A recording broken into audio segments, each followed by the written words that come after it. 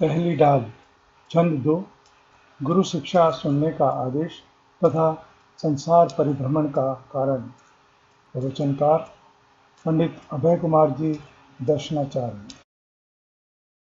ताहि सुनो भवि मन थिर आन, जो चाहो अपनो कल्याण।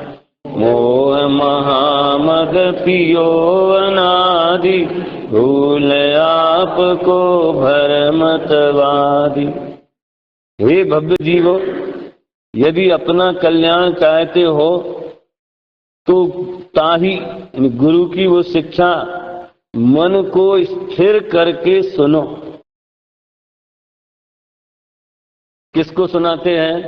भव्य जीवों को सुनाते हैं। कौन से भव्य जीवों को सुनाते हैं? जो अपना कल्याण चाहते हैं उनको सुनाते हैं। एक एक में से एक एक प्रश्न निकल सकते हैं। इसको कहते हैं वस्तुनिष्ठ पद्धति। छोटे छोटे प्रश्न बना के उसका खुलासा करना। अपना कल्याण चाहने वाले को सुनाते हैं। किस तरीके से सुनना? स्थिर मन करके सुनना। गजब बात है। मोबाइल भी चालू है, दूसरे काम, इसलिए तो पंडित साहब को सहन नहीं होता बिल्कुल है। अनिल तो सब प्रत्यक्ष देख के आया है। ऐसा है। पता नहीं उनका उदय भाव इस मामले में बड़ा कमजोर है। वाणी तो इतनी अंदर से गहरी निकले, लेकिन मूड बने बस। जगत के कार्यों में, लौकिक कार्यों में इस जीव का मन चित्त कितना स्थिर रहता है, उससे अनंत गुनी स्थिरता तुझे तत्व की बात सुनने में होनी चाहिए। वो कब होगी? कि जो चाहो अपनो कल्याण। कल्याण का गर्जी होवे तो वो तो इंद्र के लिए भी गुरुदेव कहते हैं ना, वो गलूड़िया नहीं गेम है। बिल्ली के तुरंत के जन्मा बच्चा जितना नरम शांत चित्त होकर के पड़ा रहता है, ऐसे अमृत वाणी प्रभु की खिरने वाली है। और गणधर और इंद्र और सब जीव जितने हैं वहां एकाग्र चित्त से झेलने के लिए तैयार। ऐसा है। बहुत भाव इसके अंदर भरा है। अपने को तो इसका आनंद लेना है। विषय तो सबके ख्याल में है? इसका आनंद लेने की बात है।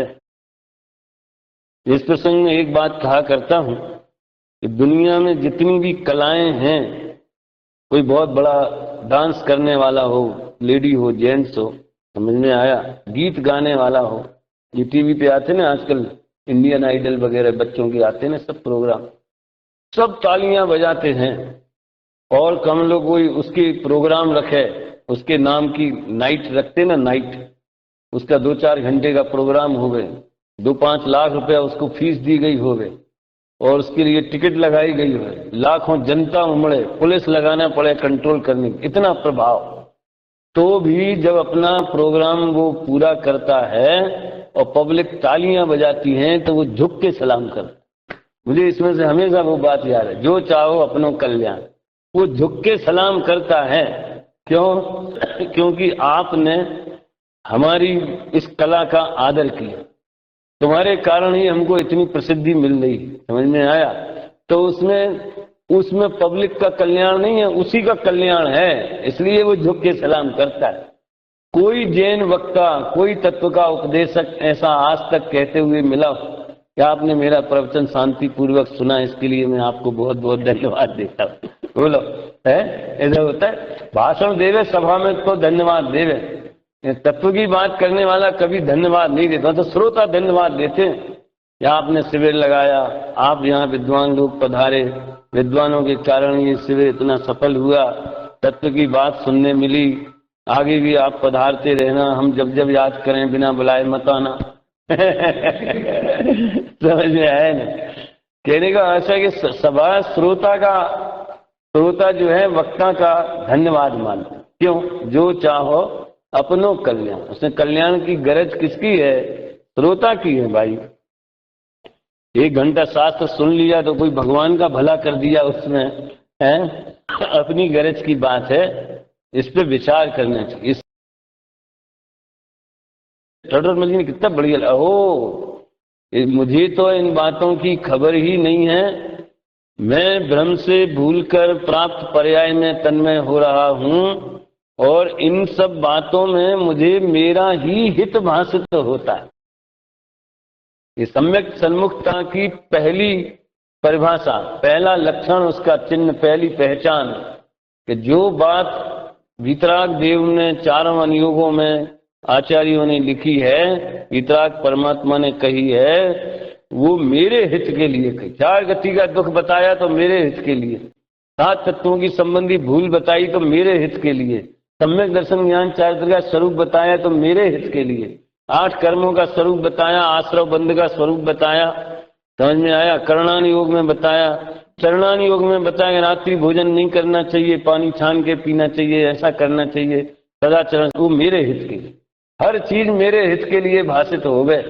इसका नाम पात्र श्रोता है। अभी अपने को इसमें कसौटी पे कसने की जरूरत है जयंती भाई, है कि अपने में खरेखर कितनी पात्रता विकसित हुई है, ये समझने की बात है। उसमें घबराने की बात नहीं है, अरे हमारे में कुछ पात्रता नहीं है, हमारे में तो ऐसा होता है वैसे। अरे तू विचार कर बस, है सद विचार कर तो पात्रता अपने आप विकसित होगी, ऐसा है। मोह मोहम्मद पियो अनादि, मोह माने क्या, मोह किसे कहते हैं, अपने स्वरूप को भूलना, इसी का नाम मोह है भैया।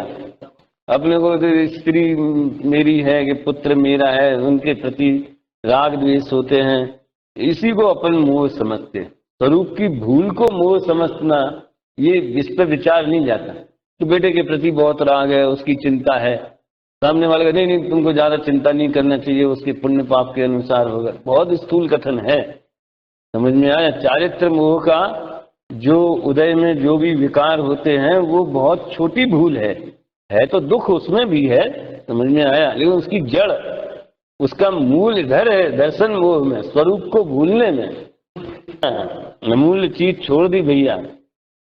मोह महामद पियो अनादि, भूल आपको भ्रमवादी, ये मोह की परिभाषा भी रख दी। अपने आत्मा को भूलना, मोह से भूला है कि भूलने का नाम मोह है। क्या कहा, समझ में आया। किसी को पूछा कि ये जीव अपने स्वभाव को क्यों भूला है, तो वो उत्तर देगा मोह के कारण भूला है, समझ में आया। अब मोह है ये तुमको कैसे पता, तो अपने स्वभाव को भूला है ना इसलिए समझ लो उसको मोह है। तो मोह और स्वभाव को भूलना एक ही चीज है, समझ में आया। जो मैंने पहले कई दफे कहा भी है, पर्यायवाची शब्दों में ही कारण कार्यपना लगा दी। स्वरूप की प्रतीति करने से सम्यक दर्शन होता है, तो बहुत कहा है, स्वरूप की प्रतीति करने से ये कारण, सम्यक दर्शन होता है ये कार्य, ये दो अलग अलग चीजें हैं। स्वरूप की प्रतीति और सम्यक दर्शन अलग अलग चीजें, लेकिन क्या करें, लक्षण को कारण बना दिया, लक्ष्य को कार्य बना दिया। इसके बिना उपदेश हो नहीं सकता है। मोह के कारण जीव अपने स्वरूप को भूला है, मतलब पहले मोह आया फिर बाद में स्वरूप को भूल गया ऐसा नहीं है। स्वरूप को भूलने का नाम ही मोह है? अपने आत्मा, आत्मा माने स्वभाव, अपना वैभव, अपना चैतन्य वैभव को भूलकर व्यर्थ में ही भटक रहा है, कोई प्रयोजन नहीं। तो ये मैं चैतन्य स्वरूप आत्मा जा रहा हूं, उस समय की कल्पना करना चाहिए। अभी मैं जा रहा हूं, मैं माने कौन, ये देह तो जाने वाली है नहीं, ये तो यहीं पड़े रह जाने वाली है। लेकिन मैं माने जिसको मैं ज्ञान आनंद स्वभाव आत्मा द्रव्य गुण पर्याय स्वरूप, वो मैं चला और सारा का सारा ठाड़ बाट, लाखों करोड़ों के बंगले, बैंक बैलेंस, शेयर, कमाई, स्त्री पुत्र धन संपदा मित्र शत्रु सब मैं चला। अब कहाँ गया, दूसरे भाव में कहाँ जाएगा, कौन सी पर्याय में जाएगा, कल्पना करो। दिन रात ममता ममता ममता का परिणाम, पैसे कमाने का परिणाम, मायाचारी का परिणाम। इसलिए सावधान रहने की बात, बहुत बहुत अपने स्वरूप को अपने तत्वचार के द्वारा संभालने की बात है।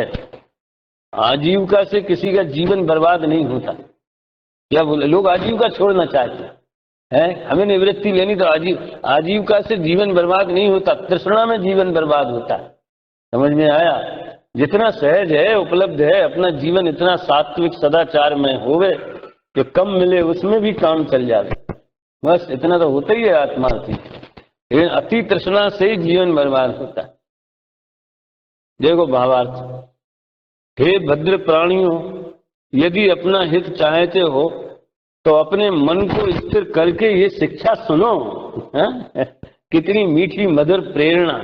भाई तुझे तेरे हित की बात कहते हैं, तेरे अनंत दुख दूर हो जाएं और परम सुखी शाश्वत स्वाधीन सच्चा निराकुल अतीन्द्रिय आनंद प्रकट हो जाए, तू स्वयं सिद्ध परमात्मा बन जाए, ऐसी शिक्षा तुझे हम दे रहे हैं। जिस प्रकार कोई शराबी मनुष्य तेज शराब पीकर, महामद लिखा ना, महामद, नशे में चकचूर होकर इधर उधर डगमगाकर गिरता है, उसी प्रकार ये जीव अनादि काल से मोह में फंसकर अपनी आत्मा के स्वरूप को भूलकर चारों गतियों में जन्म मरण धारण करके भटक रहा है। शराबी के नशे में भी 2 पॉइंट विचार करने लायक। नशे में उसे होश नहीं होने का नाम ही नशा है। क्या उचित है क्या अनुचित है इसका विवेक नहीं होना, इसका नाम ही नशा है।